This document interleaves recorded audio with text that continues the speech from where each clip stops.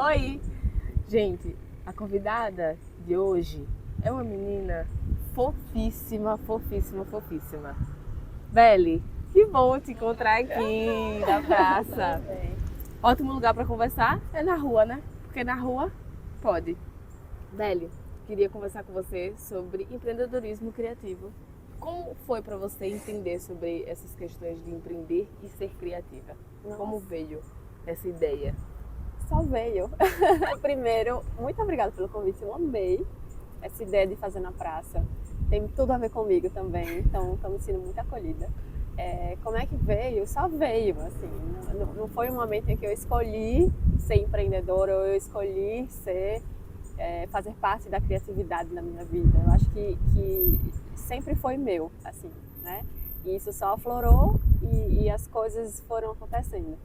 Então, eu nasci bailarina. Então, com 8 anos de idade, comecei a fazer balé na escola. Então, a arte foi me guiando e acho que a gente vai falar disso lá na frente, mas sempre fui muito tímida. Não era essa pessoa, né, de falar com todo mundo e tal. Era uma criança tímida, era uma criança introspectiva. E então, o balé me ensinou a abrir esse caminho da expressão mesmo, né, por diversas formas. Mas com 8 anos também, a cidade, agora que eu percebi, a cidade foi muito significativa para mim. Com 8 anos eu criei uma revistinha chamada Pop Brasil e vendia em casa. Então Como ela é, ela faz a revista dela, ela né? faz a revista dela. Eu tenho até hoje guardado e foi assim, era muito legal porque eu mesma fazia lá no Word aquelas letrinhas. Era horrível se você for ver hoje. Mas era bem criativa, assim, era muito legal e eu tinha um prazer muito grande em fazer aquilo. Era gostoso para mim fazer, ficar ali quietinha, mirabolando, pesquisando, sempre fui muito curiosa. Então, o empreendedorismo e a criatividade estão na minha vida desde sempre. E como que a gente aplica isso aqui em Aracaju? O que foi? Qual foi a demanda que você entendeu para falar assim, cara, a gente precisa falar sobre empreendedorismo criativo porque a galera está produzindo e a gente precisa expor isso. E como foi que começou isso? Quais eram as demandas de Aracaju? Nossa, Lenice, assim, eu só fui perceber essas demandas muito mais velha, né? Há muito pouco tempo, quando eu digo muito pouco tempo, há 10, 12 anos atrás, no sentido de quando eu despertei para a cidade, assim, quando eu despertei para as necessidades que chegavam até mim. E eu sempre fui muito resolvedora de coisas, muito resolutiva, muito proativa, no sentido de, eu sou ariana, né? Então, ninguém vai resolver, eu vou ter que resolver. Então, isso foi positivo para mim no sentido de, bora fazer. E aí foi quando, há 12 anos atrás, surgiu a Feirinha da Gambiarra, na porta do brechó, toda aquela história.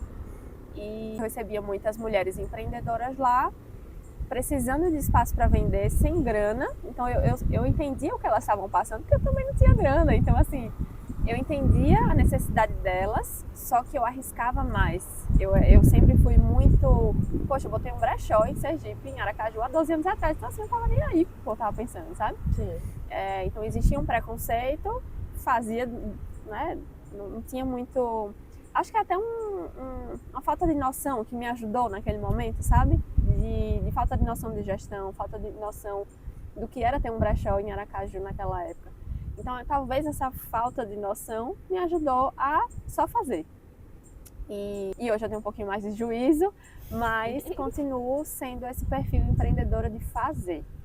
E foi lá atrás que eu comecei a perceber essa necessidade da cidade de precisar de locais, de ocupar espaços públicos, e aí a arquitetura veio também no meio do caminho para também me despertar ainda mais esse olhar. Então as coisas foram se desenrolando e eu fui enxergando as necessidades da cidade, especialmente na área de empreendedorismo feminino, que eram sempre O seu foco maioria. principal. Foi o que chegou para mim ali, né? A maioria eram mulheres. Naquele primeiro momento, 90% ou mais eram mulheres que chegavam para mim. Então foi assim que eu comecei a perceber as necessidades. E aí foi assim que eu concretizei a Feirinha da Gambiarra, né? Que a gente criou a primeira edição.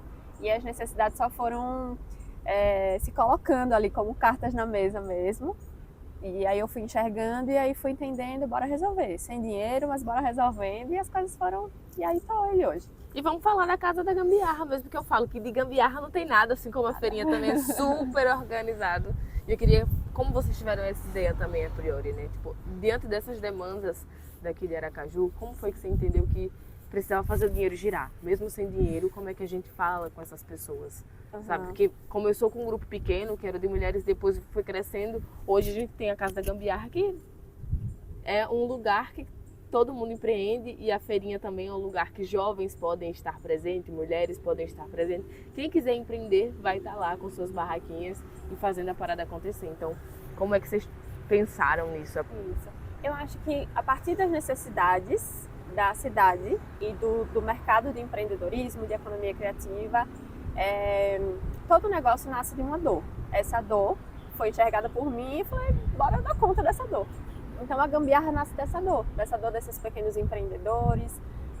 A casa nasce dessa dor das pessoas de terapeutas que começaram agora e que não tem grana para alugar um espaço físico mensal com todos aqueles custos. Então a Casa Gambiarra nasce como um coworking com alma, que é como eu chamo, que é cheio de planta, é numa localização estratégica, mas para proporcionar às pessoas que estão começando a pagarem ali só a hora e têm direito a tudo, conseguem atender, conseguem começar suas carreiras ali atendendo por uma hora, pagando, sei lá, às vezes 30, 25 reais a hora, estando naquele local, conseguindo fazer networking. E aí, na verdade, eu cheguei a me arrepio, assim, porque tudo faz muito sentido hoje para mim, sabe? No sentido de, poxa, lá atrás eu comecei uma feirinha para ajudar mulheres que não tinham grana para colocar uma loja no shopping.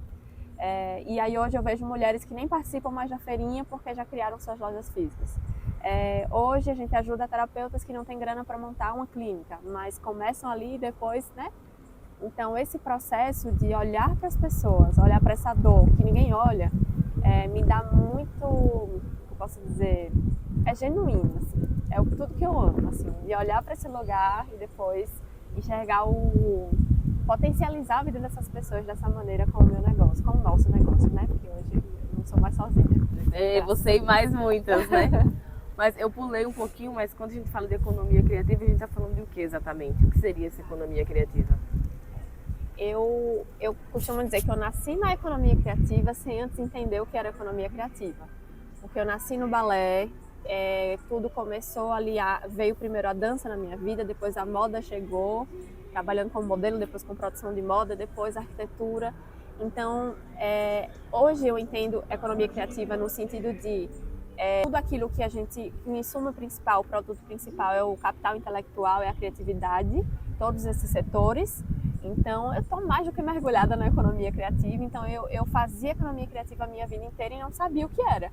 Então, já mais velha, mais recente, quando eu digo recente, né, há alguns anos, eu digo recente, 10 anos, eu comecei a entender, eu comecei a receber esse nome, economia criativa, não sabia também o que era.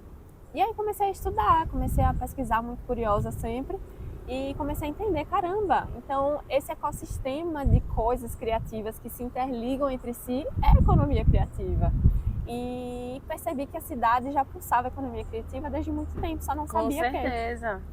Então, é isso, assim, é uma cidade, Aracaju é uma cidade que pulsa a economia criativa, tem muitos agentes de economia criativa fortes, a gente exporta agentes de economia criativa, então a gente precisa potencializar essa galera, fazer eles entenderem o que é economia criativa, fazer a sociedade entender o que é economia criativa, para que a gente consiga formatar enfim, potencializar, fomentar, exportar pessoas, mas também, né, fazer com que elas fiquem aqui, né? Fazer esse intercâmbio e potencializar o mercado da economia criativa, que também é muito forte já. A gente está em terceiro no Nordeste. Isso é um dado assim incrível. Que eu descobri há pouco tempo e é muito gostoso de ver, mas ao mesmo tempo, beleza, bora para primeiro agora, né? Então, é sobre isso. Temos potencial para isso. E qual é a principal demanda de Aracaju quando a gente fala de economia criativa? O que é que você acha que mais falta além da Casa Gambiarra? Porque é isso, eu acho que precisa de outras forças para que a gente possa movimentar mais mulheres, mais jovens a entrar nisso, porque a criatividade está em tudo. É só de impulsionar a arte, a cultura também, a galera realmente está produzindo. Então, dentro das universidades, por exemplo. Então, o que você acha que mais também precisa? O que a gente mais precisa investir para que a gente fomente essa economia criativa entre os nossos? Para que a gente consiga sair do terceiro e ir para o primeiro, né? Exatamente. Lenice, eu sempre digo que a gente precisa primeiro mapear, a gente precisa de dados. A gente não tem dados sobre a economia criativa. Então, hoje eu estando lá na gestão pública, o meu trabalho é esse, assim, eu preciso mapear esses dados de economia criativa. A gente precisa, né? Então, o primeiro passo é esse. E é aquela história, né? É aquele primeiro passo, trocar o pneu do carro com o carro andando. A gente precisa mapear, mas ao mesmo tempo a gente precisa lançar editais, a gente precisa fomentar, colocar grana para essa galera produzir. Então a gente tem, qual é a realidade aqui, desde sempre? Grandes artistas que, vou dar um exemplo, Alex Santana é um mega artista daqui, o cara é surreal, é um grande artista da música, cria, produz, faz todo o processo, mas precisa trabalhar com outras coisas. Então a realidade do artista, da maioria, não estou dizendo de todos, dos agentes de economia criativa de Aracaju é essa. A gente é uma pessoa que trabalha, faz a parte criativa, mas precisa trabalhar com outras coisas para conseguir viver, dar conta da vida, etc. E isso, a gente perde o capital criativo. Então, eu acho que o principal papel da gestão pública e privada é se unir, pensar soluções para fazer com que esses agentes, para explorar ao máximo o potencial criativo desses agentes. Então, eu acho que primeiro os passos importantes para agora são esses: mapear, ter dados, entender o cenário, fazer a população entender quem são esses agentes, o que é economia criativa, e isso eu acho que já está acontecendo, e fazer com que esses agentes criativos se potencializem ainda mais e tenham um espaço para criar. Sim, era isso que eu ia falar.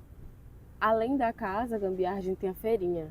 Quais outros movimentos que dá para fazer para justamente fomentar a galera se interessar, por exemplo, a fazer a economia criativa, né? A pensar que você pode viver. Eu lembro que eu fiz uma pergunta para você no dia da Gambiarra que a gente fez. E eu falei para você, qual o seu maior sonho para Aracaju? E você falou isso, que as pessoas possam viver de economia criativa, que elas não precisem apelar de fazer outras coisas, que elas possam viver com a sua própria arte, com o seu próprio empreendedorismo, com o seu próprio produto. Então, o que você acha que dá para fazer além da feirinha, sabe? Que seja uma coisa efetiva. Eu acho que gestão pública precisa chegar junto, assim. Eu acho que é o momento... Os empreendedores dos setores da indústria criativa daqui, eles já se movimentam de alguma maneira. Então, isso já acontece. É um ecossistema que já acontece, que já está vivo. Então, eu acho que o que falta é essa união. Ouvir com de forma participativa essa galera, que é esse movimento que eu estou tentando fazer agora, trazer, formatar, a gente está formatando uma rede de economia criativa de Sergipe. Então, nessa formatação, a gente está trazendo essa galera de games, não é só artista de música, não. Economia criativa é software, games, e tem muita gente bacana. A gente recebeu o pessoal foi de Glória, eu acho, que atende o Brasil inteiro. Tem gente trabalhando de economia criativa em Sergipe no mundo inteiro. Então, assim, acho que a gente não sabe o que está acontecendo, né? Todo o potencial. Então, trazer de forma participativa eles para ouvir as demandas dos agentes e construir um plano de desenvolvimento a partir das demandas deles. Então, esse é o meu papel lá agora na agência, assim, é tentar formatar, trazer essa galera para perto. E, de alguma maneira, a minha vivência me ajuda nisso também, porque, como eu te falei, eu comecei com 8 anos a dançar, dançava em escola de balé, sempre dancei balé clássico, mas depois eu entrei numa companhia de dança, e na companhia a gente vivenciava todas essas dores. Então, de conseguir edital, a gente conseguiu até fazer muita coisa para uma companhia contemporânea, enfim, pequena. A gente conseguia viajar no Brasil todo. Então, mas a companhia foi morrendo porque é isso. Então, eu vivenciei o dia a dia de um agente de economia criativa que precisava de grana para dançar e era sempre difícil, né? O reconhecimento era sempre difícil, as portas sempre se fechavam. Então, é isso, assim. Por eu ter vivenciado, eu consigo ter empatia de entender o que se passa. Então, agora aproveitar esse momento para a gente formatar e botar em prática. Beli, para finalizar, qual o conselho que você daria para os pequenos empreendedores e os pequenos empreendedores criativos de Aracaju, para que eles possam esperançar e chegarem junto para a gente construir projetos bons e que acolham essa comunidade que quer fazer sua criatividade, quer viver disso sem precisar fazer outros arranjos? Que difícil. É um esperançar, né? Eu acho que é trabalhar muito. Nunca vem fácil. Assim, a gente tava aqui conversando nos bastidores, como é que você tá? Tô cansada. Porque a gente tem sempre que trabalhar muito, não tem outro caminho, não tem outro viés. É isso, é trabalhar muito para fazer dar certo. E se eu fosse dizer da minha experiência de vida enquanto empreendedora, que nasci pequena, que ainda sou pequena e que estou aprendendo muito, estude muito e troque. Não tenha medo não tenha medo de pedir ajuda.